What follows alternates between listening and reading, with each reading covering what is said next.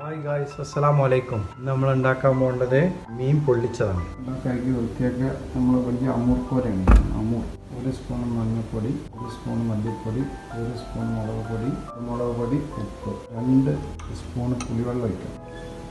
ഇതൊന്ന് മിക്സാക്കി എടുക്കണം. മീനെടുത്തിട്ട് അതിലോട്ട് മസാല തേക്കാണ്.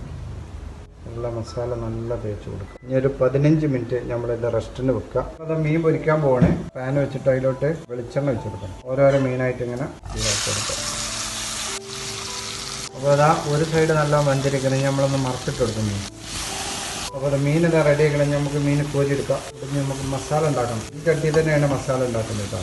നമുക്ക് കുറച്ച് വെളിച്ചെണ്ണ വെച്ച് കൊടുക്കാം.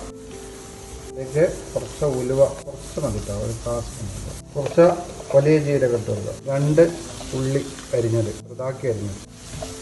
അപ്പോൾ ഇതാ ഉള്ളി ഒരു വിധമായിക്കണേ. ഇനിയിപ്പോൾ ഇഞ്ചിയും വെളുത്തുള്ളിയും ചതച്ചത് ഇട്ട് കൊടുക്കുക. പച്ചമുളക് ഇട്ട് കൊടുക്കുക. പിന്നെ കരുവേപ്പില.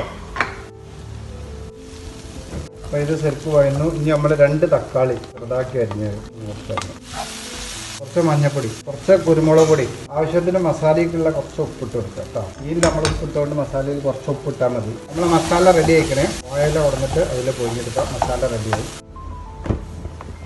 പിന്നെ നമുക്ക് മസാല പൊരിഞ്ഞെടുക്കാം. ആദ്യം വഴന്നിൽ വെച്ചിട്ട് ഓയിലോട്ട് കുറച്ച് മസാല നമ്മൾ മീൻ വെച്ചോളൂ. അതിൻ്റെ മേലെ മീനിൻ്റെ മേലെയും കുറച്ച് മസാല ഇട്ട് കൊടുക്കും.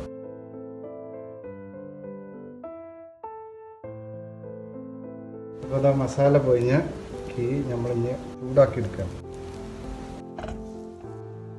അപ്പോൾ അതാ നമ്മളെ മീൻ റെഡി ആക്കണേ. നമ്മൾ തുറക്കാൻ പോകണേ. വാവ്, സൂപ്പർ ആയിക്കണം കേട്ടോ.